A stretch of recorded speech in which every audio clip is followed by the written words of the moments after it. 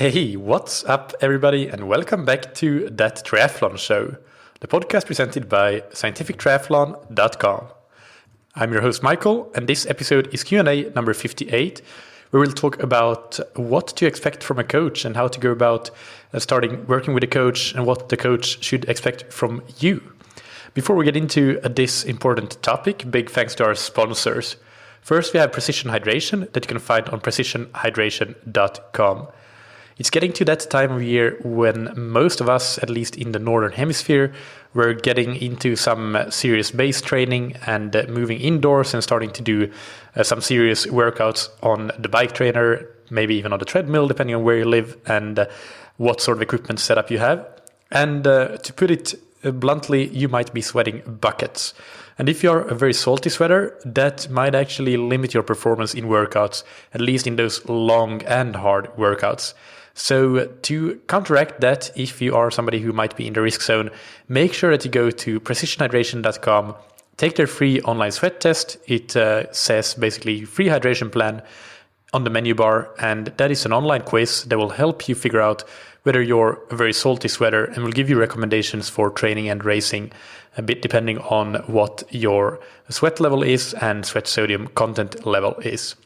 You can try your first box or tube of Precision Hydration electrolytes for free with the promo code ThatTriathlonShow, all one word, all caps. And a big thanks to Roka that you can find on roka.com. Roka is making massive moves in the eyewear segment with not just performance eyewear for sports and adventure, but also now starting to do prescription glasses, or they have done so for quite some time.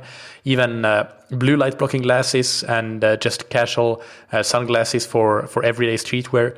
So they have a lot of things going on in the eyewear sector, but all of these products have one thing in common. They share the same commitment to excellent product quality and really redefining the standard in any product line that Roka enters. So if you're interested in eyewear of any kind, go to roka.com and you can get 20% off your entire order with the promo code TTS, all caps. So today's Q&A only has one question because it's a very important question, so I want to take my time with it, both in terms of preparation and in answering it on the podcast. And this one is from Kate in the United Kingdom, who writes, what do you think athletes should expect from a coach? It's the time of year when people are selecting coaches, and I hear varying levels of success and commitment and expectation between athletes and coaches. What do you think are the foundations of the relationship, and what should each party bring to the table? All right. Thank you so much, Kate, for your great question. I can't quite believe that I haven't answered it yet, given that Scientific Triathlon is a coaching business after all. But I think that to start off, the most important thing is that there is an alignment between what you expect as an athlete, what the coach promises to deliver, and what they actually deliver. The thing is that for coaches, there are many different models of working. You could call it different coaching models, also different business models, of course. And it's not that one is right and the others are wrong. It's just that there are differences, and you need to be clear on what you want from a coach, and then make sure that you sign up with a coach that offers that. So some coaches offer highly individualized, intimate services and a very strong coach-athlete relationship with constant communication. They may have a set limit of 20 or 15 or 10 or even 5 athletes, and they work with no more than that given number at any time to make sure that they can offer that individualization and have that strong communication and coach-athlete relationship. Some might offer a service that has less communication and feedback and monitoring, and the plan might be somewhat individualized, but maybe it's based on a template and tweaked rather than planned from scratch. And this approach, of course, allows for coaching many, many more athletes. And you can have great success as an athlete on various points, on various different points on that spectrum. But at the end of the day, it's important that you understand what you are signing up for and that you know what you want when you sign up for a coach. Also, you should understand at this point that usually you get what you pay for. So if a coach coaches 10 athletes, then they will obviously have to charge a significantly higher price compared with somebody who coaches 50 athletes. Now, hopefully, if you are paying that premium price, for a coaching service, then you're getting a premium service that matches what you pay. And that is possible to offer for that coach who is coaching fewer athletes compared to the coach that coaches 50 athletes and obviously cannot in any way offer that premium service with that number of athletes.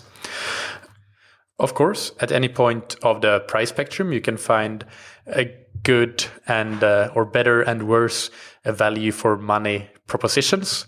This is actually, if I can make a small plug, our goal at Scientific Triathlon is definitely that the coaching services that we offer should be fantastic value for money propositions. Our coaching services prices are up on the website. They always have been and always will be. It's very transparent. It is 250 euros per month, at least by the time of this recording. But we want to offer just as good a level of service as coaches charging 500 or more per month. But vice versa, you could sign up for a really expensive coach and realize that they do just about the bare minimum. So there are, of course, you need to do your due diligence to make sure that you get a good value for money deal wherever you are on that spectrum. But on average, you will usually get what you pay for.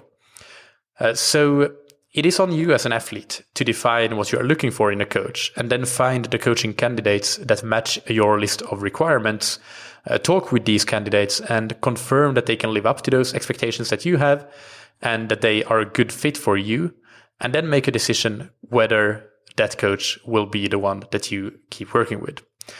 You need to be realistic here. You can't, as I said already or alluded to, expect a coach that is working full-time with coaching only 10 athletes or less. You can't expect them to cost 150 euros or dollars or whatever. It's just impossible to live on that. You, of course, also need to take into account that coaches have coaching expenses and taxes and other stuff to take care of. So it's not just the number of athletes times the what you pay them that is their income and what they have to live on. But to help you define what you are looking for, I think that there are a few key areas that you should consider, a few key variables. And the first one is the level of communication that you're getting. So you need to understand what you want here. Do you want to be able to email or text a coach with questions or feedback and get a response in a certain acceptable time window? How often do you want to talk with the coach on the phone or face-to-face or through a video meeting platform, etc.? There are various levels of this communication depending on what the coaches want to offer for services. Some are more restrictive in communication and some are offering basically unlimited communication. So you need to figure out what you want and figure out how much that is worth to you and how big importance that is to you, and then find coaches that can offer that level of communication. The next variable here, number 2, is the level of personal attention and individualization. So, for example, does the coach look at every single workout that you do and see how they went? Do they let you know if you did something that you maybe shouldn't have done, like go too fast in an easy workout or too easy in a hard workout? Or do they ask you if there's something that they need more information on to understand how the workout went so they can take that into account when they're planning your next training block? Or is it more a case of the coach isn't really monitoring and offering follow-up in the plan, but they might check in on you when the block is about to end and they're about to do the next training block. So these are different ways of working, and of course, different levels of personal attention and individualization require different amounts of time, so this plays right into how many athletes the coach is coaching, because with a certain number of athletes, you can pay a lot of personal attention to somebody and individualize completely. But once you pass a certain number, it becomes pretty much impossible, even as a full-time job. Some other things here to consider is, does the coach have your long-term development in mind and have a plan for your macro cycles, which is a cycle that is a year or even longer rather than just meso and micro cycles? So that's something to consider. Do they actually take the time to, before the season starts, for example, or when you start working with them, sit down and think about what they will have you do throughout the coming training year? And as I mentioned, this is on my list, so I'm going to mention it again, although I already mentioned it. But how many athletes does the coach have? I think that for full-time coaches, even if you're a full-time coach, having more than 20 athletes would make it very difficult to really immerse yourself in each athlete. I'm sure there are exceptions. I'm sure there are some coaches that can manage a bit more than that. But in general, and this is based on talking with a lot of coaches, I think that 20 is right around the cap of what is possible. And that's what I found myself as well. In the past, 20 has been my maximum, and now I'm actually coaching significantly less athletes than that. So the next point here is to consider whether you're getting or signing up for a coach that is offering you a training plan or a performance plan. So is the coaching relationship mostly going to be about the coach preparing and adjusting the training that you will do to get you to your goal races? Or will they also actively take part in your overall performance planning? And that means it includes things like helping you plan your races, helping you with technique. So for example, review swim videos that you send in, help you with psychology and mental training, help you with nutrition and nutrition planning, refer you to experts in areas that they feel you need help. For example, refer you to go see a bike fitter or a physiotherapist, etc. And actually, I think that's quite an important thing here, and that I really want to do with my athletes. If there are various options, let's say they live in a bigger city and there are plenty of different physiotherapists and bike fitters, I ideally like my athletes to send me, and if they are telling me that I plan to go see a bike fitter, we actually talk about the different options that they had before, and I can review it, maybe ask some of my network if I know people in that area to see who might be the best option to go to, and actually help completely to make sure that when we're referring to somebody else, somebody in the athlete's team, so to say, that we're bringing on the best people possible onto that team. So a coach that really is a part of your performance plan takes plenty of other things into consideration rather than just the training and the training plan itself. The fourth variable here is the likelihood of success. And this is simply, does the coach have a track record of results that are relevant to your personal context? So with that, I mean a coach that has had great success with professional athletes, that isn't necessarily a guarantee for success with age groupers and vice versa. That being said, I would feel pretty confident if the coach also fulfills the other criteria, and they pay a lot of personal attention and they are all about individualization and communication.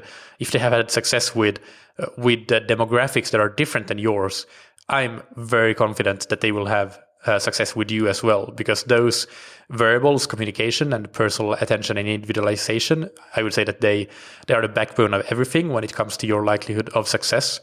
But it doesn't hurt if they have had a lot of success with athletes that are in similar positions to you.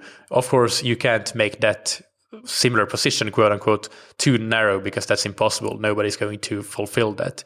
But simply narrowing it down to, I'm an age grouper, I train 8 hours per week. If the coach only works with age groupers that are really high level and train 15 to 25 hours per week, maybe that's something to, it's not necessarily I'm not saying that at that point you should turn the coach away, but it's definitely something to consider. And another candidate that you have who might have more experience and be more used to working with athletes in your sort of training volume range might have the edge there, or at least on this particular variable. In addition to success and, well, the track record of success of results for this variable, I think that just proven credibility and knowledge are important. And this is where you might want to actually talk with a few people, get some references and talk with them and see and get a feel for whether the coach really is knowledgeable and credible and will do what they say they will do. And then finally, the fifth variable here is the cost. Obviously, that will have a big impact on your decision. If you're on a tighter budget, then you will have that strict upper limit, but you might have to loosen your requirements in some other areas instead. But it's still possible to find a great coach and get into a good coach-athlete relationship. It will, however, require some effort on your part to do some research. Now, on the flip side, some things that we often get questions about at Scientific Triathlon when athletes are interested in signing up for coaching that I do not think are relevant and that should not really be part of your decision process, or if they are, then it should be a very small part. Some examples of that include, what sort of training quote unquote model do you follow? And with that, I mean that you may have a preconceived notion or about whether your coach is a follower of, for example, things like polarized training, sweet spot training, or Maffetone training, or Lydiard training, or whatever it may be. The reason that this is not at all relevant is that pigeonholing athletes into a predefined training pattern or model is a bias and a constraint that may limit the improvements of the athlete. Simple as that. Different athletes have had success on such a number of varied approaches that the only thing that makes sense to do, in my opinion, as a coach, is to take an individualized approach to training and be open-minded that some athletes will respond well to different types of training than others. So if you hear a coach say that they always prescribe a specific training model, then I'd personally take that as a sign to look for alternatives. Another thing that we are asked a lot about is what platforms and technology solutions are you using?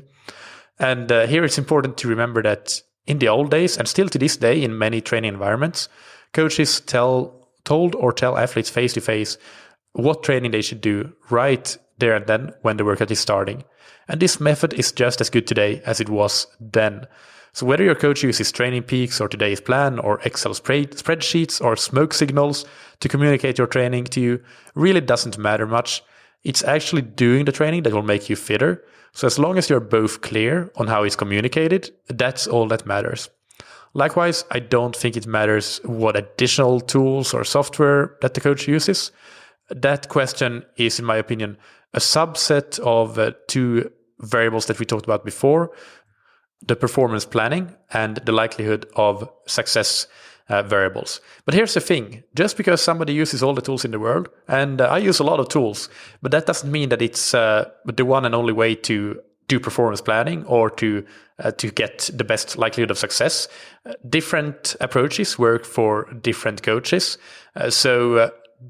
What I'm saying here is that those tools are a means to an end, and what matters to you is the end goal, not the means to that end goal. So you should be more concerned about actually whether the coach is concerned about the entire picture of your performance and whether they have a track record of results rather than exactly how they achieve those results. Of course, there are some things that you should be concerned about, like achieving results through doping and things like that. That's obviously a reason to run away and go and find the number to WADA's hotline. But I think that most people understand that, so that's not really something that we need to go into more detail on for this discussion. But to give you an example, look at Daniela Ryf. She's a five-time 70.3 world champion and four-time Ironman world champion. Arguably the greatest triathlete of all time. I say that she is because she has been active in a time when the level of competitiveness among the female triathlon has been greater than ever, greater than athletes like Chrissie Wellington, as much as I really admire Chrissie and others before her. But I think Daniela Ryf is the best. But her coach, Brett Sutton, he most definitely does not use a whole bunch of tools. I'm pretty sure the only things that he uses is email, phone, and text messages and face-to-face coaching, of course. So it just goes to show you that there are different ways to reach success, and you shouldn't pay too much attention to that. You should put attention to whether the coach is actually going to help you achieve results. And like I said, different coaches have different approaches when it comes to getting results. And then finally, just other minor details. It's very common to see questions like, do you work with running power meters? Do you prescribe fasted workouts? Do you use Training Peaks structured workouts? Do you use a 3 weeks on, 1 week off schedule, or a 10-week microcycle, and so on? These are all things, again, that are means to an end. And if your end goal is to perform in your goal races, you should not let things like this constrain you when it comes to selecting a coach. It's very unlikely that you have any evidence that minor details like these will help you perform better. But if you do, you should communicate that to your coach. And even if you have an inkling that they might, definitely communicate that to the coach so that they can take that into consideration. But let your coach be that objective person with a view from the outside. And together you will figure out what the best approach for you is. And don't go into the relationship thinking that you already have all the answers. Just like the coach shouldn't think they have all the answers, for example, by pigeonholing you and say, we'll do Lydiard training and it will just work. and then that's it. If it doesn't work, then they don't change the approach. So what you need to do before you sign up with a coach is to obviously have a conversation with them. Nobody should ever just read about somebody's coaching service and go and sign up for it. For your own sake and your new coach's sake, you should have that conversation when you ask questions to figure out if the coach's methods and your expectations are aligned. And again, if they aren't aligned, it doesn't mean that it's a bad way of coaching or doing things. It just means that you need to keep looking to find somebody whose methods are aligned with your expectations. So I'll give you a short list of questions to ask or things to discuss around when you have that conversation. And this might be a good time to actually bring out that pen and notepad and write these things down. So I have 4 categories of questions, and the first one is communication. And the simple question here is, how and when do we communicate? And you will ask about limits, if there are any, and so on, but that's how you start the conversation. The next category is the coaching process and the individualization process. So I have 3 questions listed here. Is the program completely individualized and adapted to me and my needs? Do you monitor my training, look at my workouts, and give feedback when needed? And is my feedback and my training progress taken into account when you plan my training? And next we have goal and performance. The first question here is, what's your track record with achieving the goals of your athletes and helping them improve? And the second one is, how do you help them improve? What is the performance plan, and what aspects of performance other than training will we consider? And then finally, some miscellaneous questions that are still very important. And these are, how many athletes are you working with at most and currently?